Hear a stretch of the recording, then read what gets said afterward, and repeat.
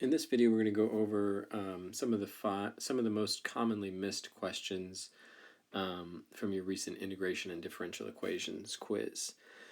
So this one, a number of people missed this, and it's really just a silly little mistake here.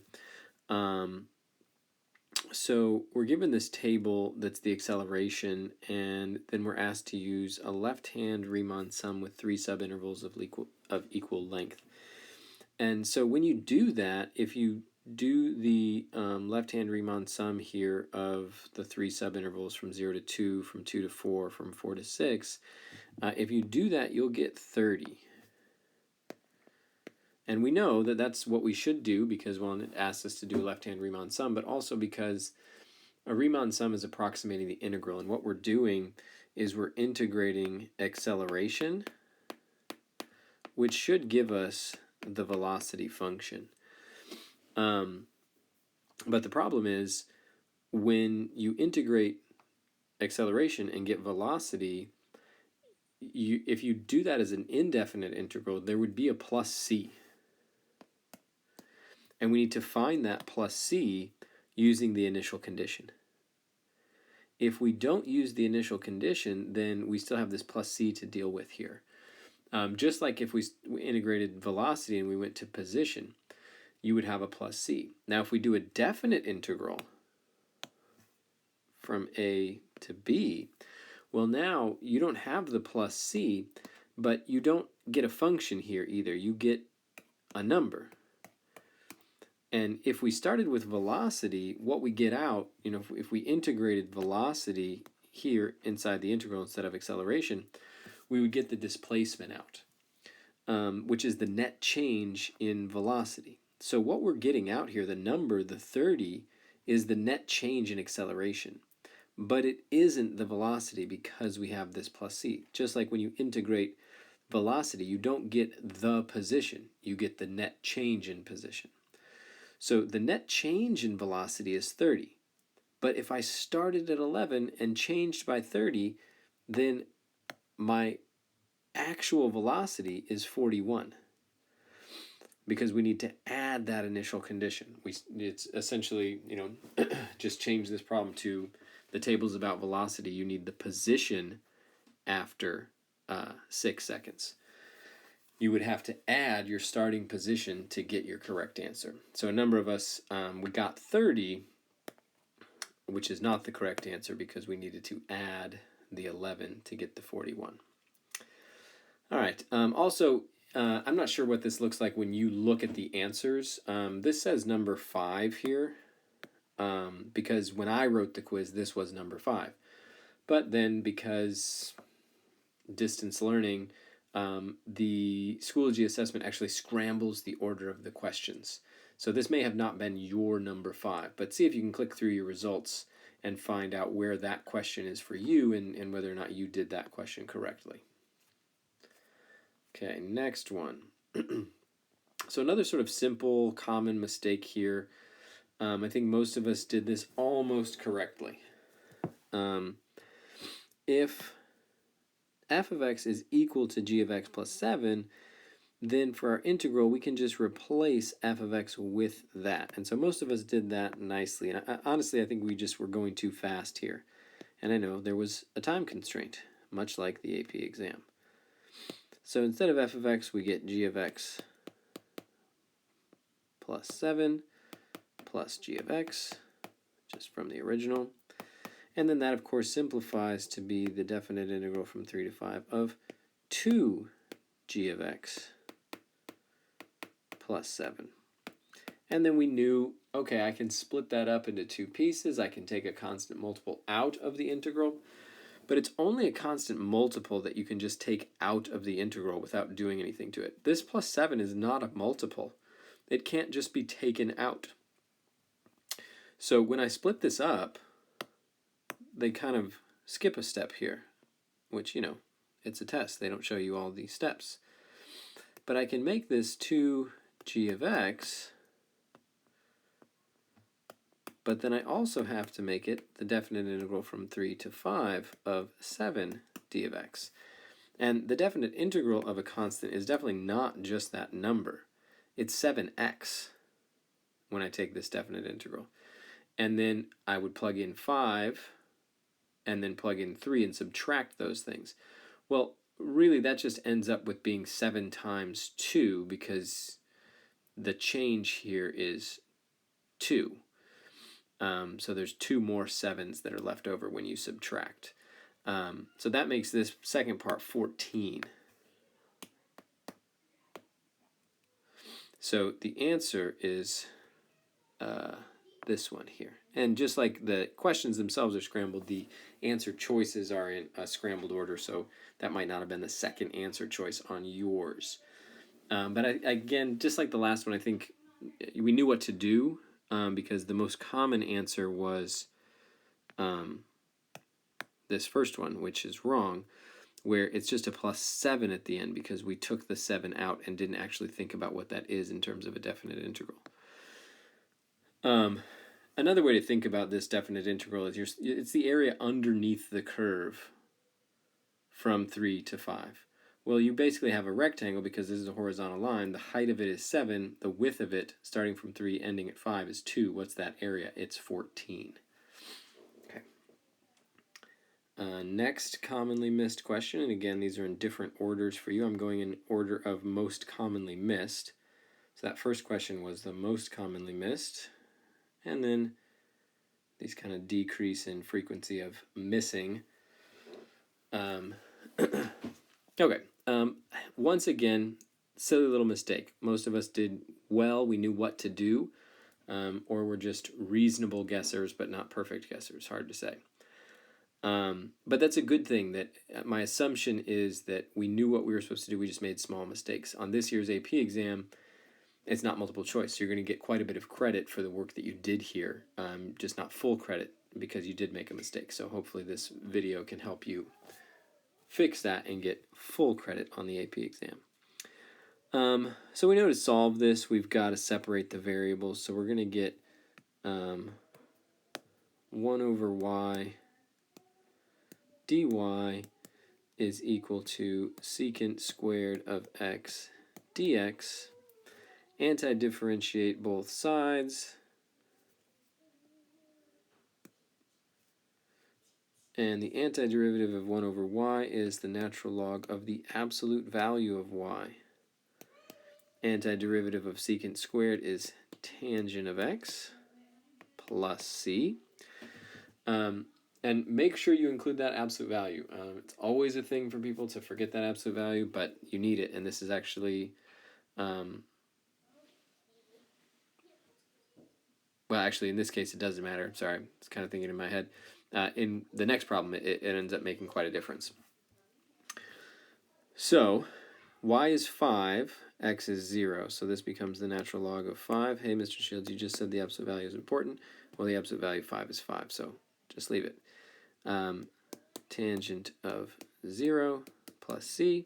Tangent of 0 is 0, so natural log of 5 is c. Get a little more room here. So now we take that value of c, we plug it in, we get the natural log of the absolute value of y is equal to the tangent of x plus ln 5. Now we use e as the base on both sides to get rid of the ln. Now here's where we make our mistake. This whole thing is your exponent. You're not putting e to each of those things individually. It's not e to this power and then e to this power. That's not how it works. You can't distribute exponential. But on the left-hand side, it does cancel out nicely, leaving me with just the absolute value of y. And then what I remember is that if you have addition in your exponent, that really means you're multiplying the two bases together. So what I really have here is e to the tangent of x times e to the ln of 5.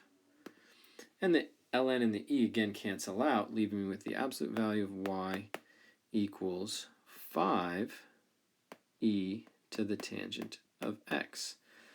Now there's technically one more step here. Absolute value of y means that y could either equal plus or minus 5e to the tangent of x. But I can't leave it as plus or minus. I have to pick one. I have to pick which value of y works. And because our given initial condition here is that when x is 0, y is positive 5, if you plug 0 in for x, this will be a positive 5 as long as you have the positive out here, not the negative. So it's the positive one that I need, which means that my answer is this one. A lot of people picked this one here because we forgot rules of exponents. So no, not that one. All right, moving on to the next problem.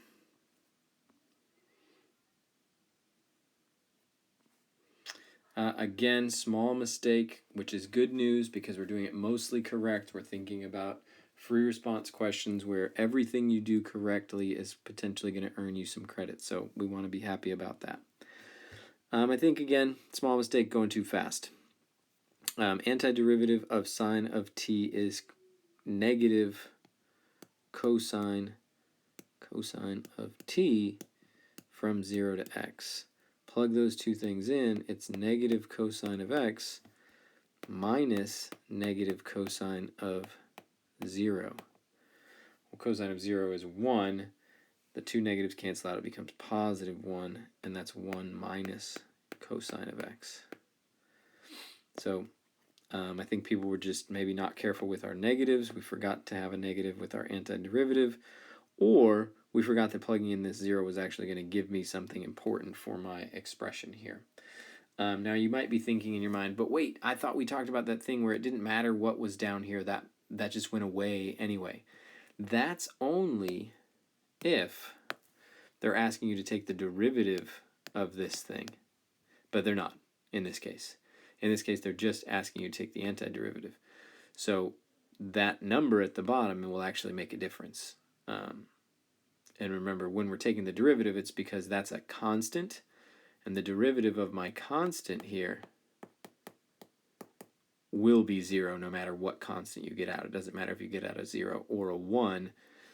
When you take the derivative of it, it is then 0 and does not matter. But here they did not ask us to take the derivative, just the antiderivative.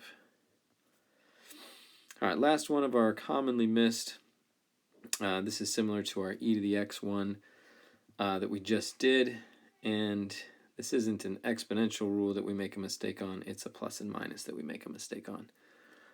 Got to separate. It's the only way we know how to do these. So y dy is equal to x squared dx. It's nice that we don't have an ln in this case. 1/2 y squared after we antidifferentiate equals 1/3 x cubed plus c. Plug in y is negative 2. X is 3. On the left-hand side, that's just going to be 2. On the right-hand side, that's going to be 9. And so negative 7 is equal to c. So then we plug that in, and we get 1/2 y squared is equal to 1/3 x cubed minus 7. Now it's just a matter of solving this for y. Let's get a little more room here. Multiply everything by 2. Y squared is equal to 2/3 x cubed minus 14 square root. Y is equal to plus or minus 2/3 x cubed minus 14. Now, just like in the ln problem a moment ago, I have to actually choose whether the plus or minus will give me the correct answer. And the way that I choose that is I look back at the initial condition. If I plug in 3, I need to get negative 2 out. So I have to choose the correct plus or minus so that that's the case. So if I plug in 2, if I plug in 2, or I'm sorry, if I plug in 3, that's what my x is 3, my y is -2.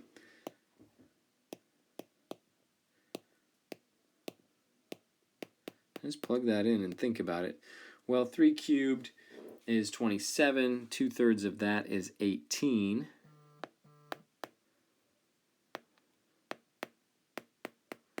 And we get plus or minus root 4, which is plus and minus 2. Hey, but I said I needed to get -2 out. So that means I'm choosing the negative version of this, not the positive. So -2, meaning my answer is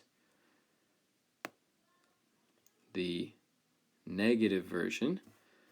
So when we go up here, we had to choose this one, not that one. So again, if these are the common mistakes, and these are the most commonly missed questions, and if these are the mistakes that you are making, which I'm assuming those are the mistakes based on how I saw these questions being answered, you should feel good about that. You feel good about that for 2 reasons. One, these are easy fixes. These are easy things that you can totally remember when you take the AP exam. 2, even if you don't remember those fixes between now and then, you're doing good work. You're doing work that's going to get you a lot of points on the AP exam. So feel good about that. We've talked about it. It's a very difficult exam. 50% is a really good score historically. Obviously, it's going to be a little different this year, but I feel like that's still going to be the case. Your job is not to panic about every single little point. Your job is to get as many points as you possibly can. Not all of them, just as many as you can.